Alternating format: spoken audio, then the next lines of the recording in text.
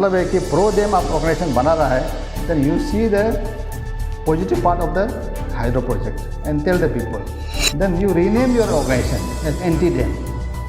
तो इसमें आप कोई भी अभी ईटानगर में देख रहे हैं, कोई भी एक दो लोग जमा हो जाते हैं, कोई एक एनजीओ फॉर्म कर दिया, कोई कमेटी फॉर्म कर दिया कि मुख्यमंत्री रिजाइन करना है, वो भी 15 दिन में।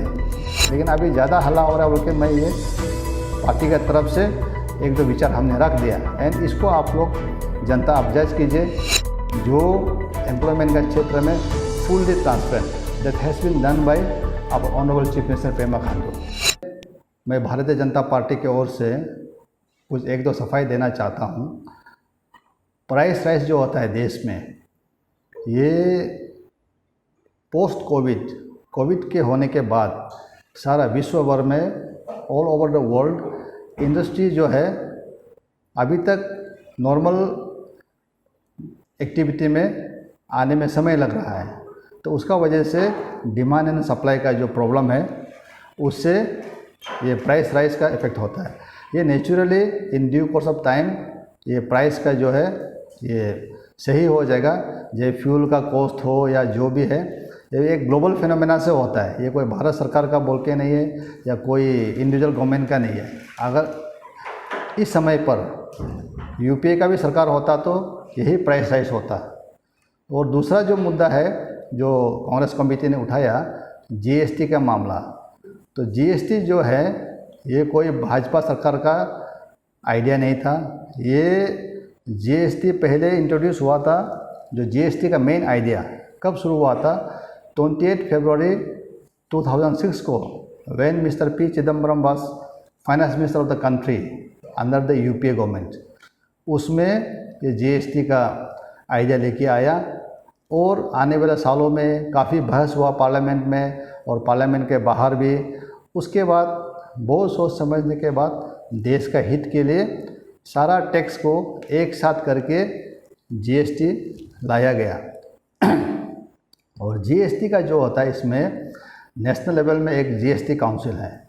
उस काउंसिल का जो भी finance minister of this country, they becomes the chairperson and all the finance minister of the state, चाहे हो भाजपा सरकार का हो, चाहे कांग्रेस सरकार का हो, चाहे किसी भी पार्टी का सरकार का हो, हर राज्य का वित्त मंत्री इस काउंसिल का सदस्य है। और इसी में किसी भी कमोडिटी का जो भी टैक्स लगाना है उसके लिए काउंसिल में रखा जाता है, वहाँ बहस किया जाता है प्रोस एंड कॉन्स को। उसके बाद फिर इसको नोटिफाई किया जाता है।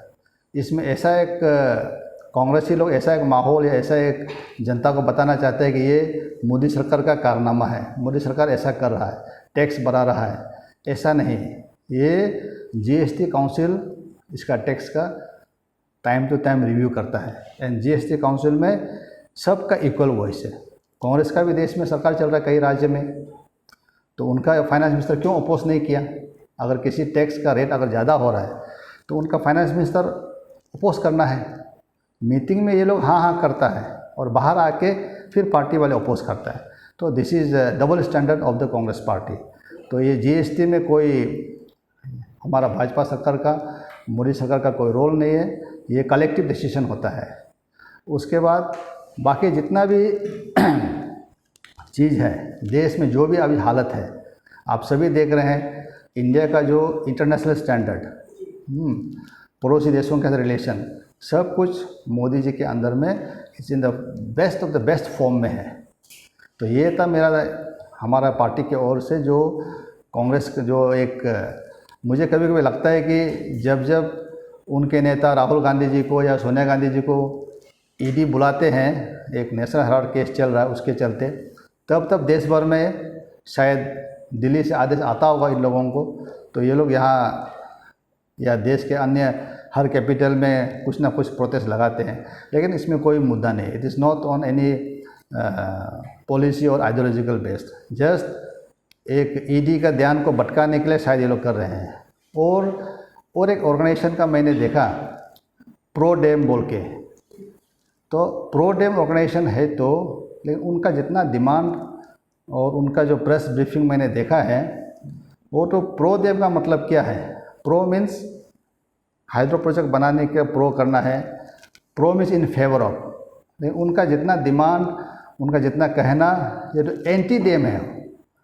सबसे पहले उनका ऑर्गेनाइजेशन का जो नाम है, it should be anti dam, not pro them.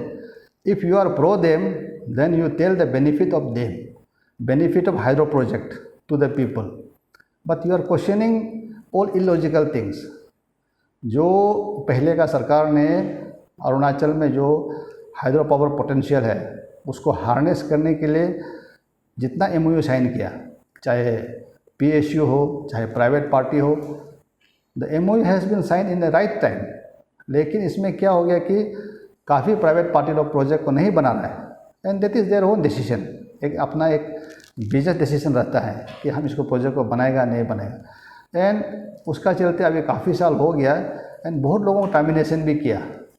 और उसी समय में जब ये हाइड्रो बूम हो रहा था अरुणाचल में, मैं यहाँ दोइम्बो का ZPM था तब, ये सामने में हमारा पारे प्रोजेक्ट बनाया है 110 megawatt by North Eastern Electrical Power Corporation, एक सेंट्रल PSU। ये तो प्रोजेक्ट कमीशन हो के अभी चल रहा है और प्राइवेट पार्टी लोग नहीं बनाए, अलग बात है। तो इस प्रोजेक्ट का जो है, और उस समय के बाद से जितना प्रोजेक्ट अभी बनेगा हमारा अरुणाचल में या देश भर में, उसमें सबसे अच्छा प्रोविज़न है कि लोकल एरिया डेवलपमेंट फंड। इसमें 1% पावर डेवलपर देगा, जो शायद अभी यहाँ पारे में होने से निपको देगा, एंड 1% स्टेट गवर्नमेंट देगा। 2% of the local area fund will go to the local committee. तो उस जहाँ भी प्रोजेक्ट बनेगा उसका डेवलपमेंट के लिए यूज़ किया जाएगा, any kind of development activity, and और ये देखा जाएगा तो ये बहुत ही एक हाइड्रो पॉलिसी में it's a very pro people, pro public and pro land owner. जो हमारे जो ट्राइबल लोग हो, चाहे जो भी इंसान जिसका ज़मीन हमेशा के लिए हम उस प्रोजेक्ट पे दे रहे हैं, उनका गांव में, उनका घरों में ये जब तक प्रोजेक्ट चलेगा डेवलपमेंट काम चलते रहेगा। एंड इमीडिएट जो अफेक्टेड गांव है उनको फ्री पावर भी दे रहे हैं। ये हम रंगाने में भी पता कर सकते हैं, यहाँ भी शायद दे रहे हैं, अगर नहीं दे रहा तो देना है, मेरे ख्याल से दे रहा है। एंड एम्प्लॉयमेंट का भी बात जहाँ तक है, जहाँ जहाँ प्रोजेक्ट कमीशन हो गया है और जहाँ जहाँ ऑन गोइंग है, many tribals are being employed. तो इसमें जो प्रो हाइड्रो, ये जो प्रो डेम का जो कमिटी लोग हला कर रहा है, इसमें मैं कोई बेसिस नहीं देखता हूँ।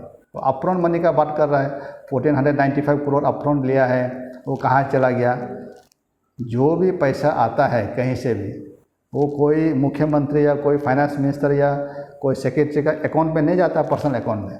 It goes to the state exchequer, and from the exchequer सारा एक्टिविटी होता है, चाहे डेवलपमेंट का हो, चाहे जो भी गवर्नमेंट एक्सपेंडिचर, चाहे सैलरी हो, तो उसको समझना है। उसमें सेपरेट अकाउंट नहीं रहता है कि ये पैसा आता है सब जगह से, मगर it comes to the exchequer. और उसी अपफ्रंट मनी से जो बोल रहा है कि 220 करोड़ एपेक्स बैंक को रिवाइव करने में यूज़ हुआ था, एंड एपेक्स बैंक रिवाइव हुआ, एवरीबडी इज सीइंग इट।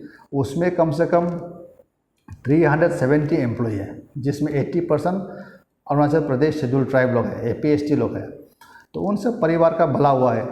तो वो सब मेरा मतलब है कि प्रो डेम आप ऑर्गेनाइजेशन बना रहा है, then you see the positive part of the hydro project and tell the people. And if you are against the dam projects और the hydro project, then you rename your organisation as anti dam. तो इसमें आप कोई भी, अभी ईटानगर में देख रहे हैं, कोई भी एक दो लोग जमा हो जाते हैं, कोई एक NGO फॉर्म कर दिया, कोई कमेटी फॉर्म कर दिया कि मुख्यमंत्री रिजाइन करना है, वो भी 15 दिन में, 10 दिन में, एक सप्ताह में।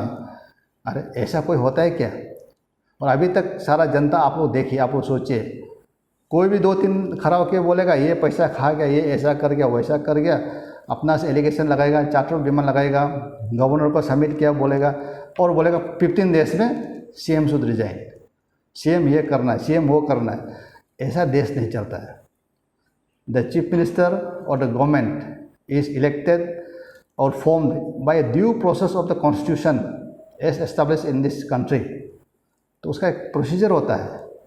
कोई एस्टैब्लिश का करप्शन चार्ज है, प्रिमा फेसी एविडेंस है, देन सरकार नहीं सुन रहा है तो you have the courts, you can go to court.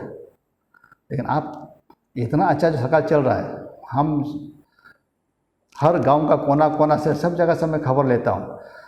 Pema Khandu ji is the best chief minister ever the state head. Is young, that is no doubt. इतना यंग होके भी इतना मैच्योर से स्टेट को चला रहा है। आप हर सेक्टर में देखिए, रोड सेक्टर में देखिए, एम्प्लॉयमेंट सेक्टर में देखिए, हर जगह में काम हो रहा है। एम्प्लॉयमेंट में देखिए, इतना ट्रांसपेरेंट सिस्टम बना दिया।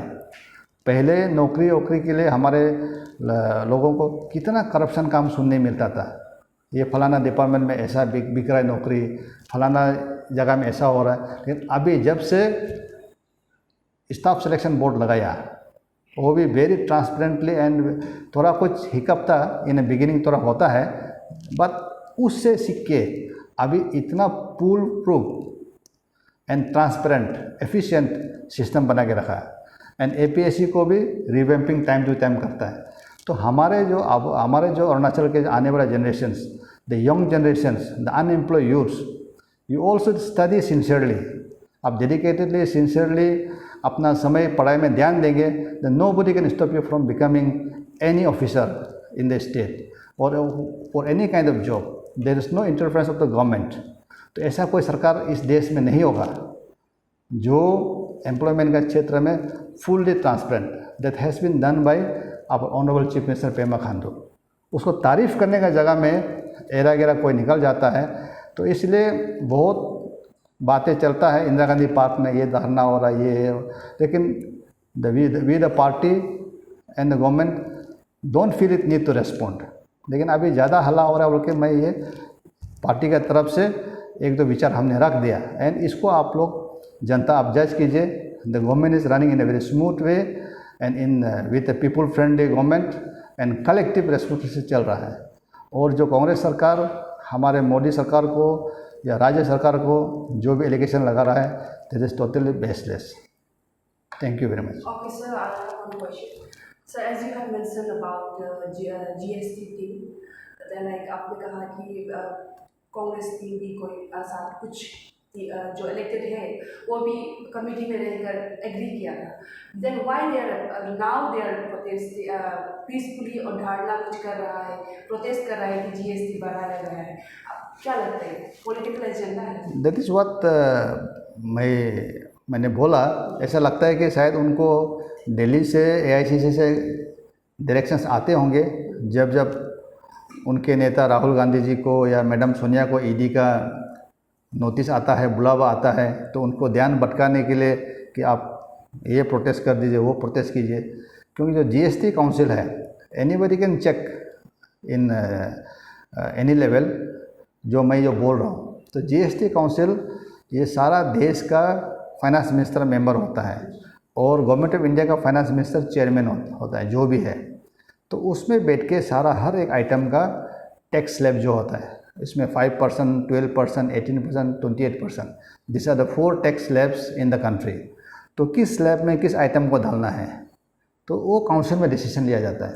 ये कोई एक आदमी का या एक सरकार का डिसीजन नहीं होता, it is a collective decision of the for the GST. तो जीएसटी के अगेंस्ट में जो प्रोटेस्ट करना, ये बिल्कुल सरासर गलत है एंड निराधार है। सर और एक क्वेश्चन सर हर घर तिरंगा ये 13 से शुरू होगा, तो उसमें हर घर में तिरंगा लगाना जरूरी है क्या? पेट्रियोटिज्म तो खुद से डीजे फील होने से हो जाएगा ना, हर घर में लगाना तो जरूरी नहीं है। हर घर तिरंगा ये ऐसा है, इवन अदरवाइज ये एक्चुअली सरकार का बोलने का भी ज़रूरत नहीं है।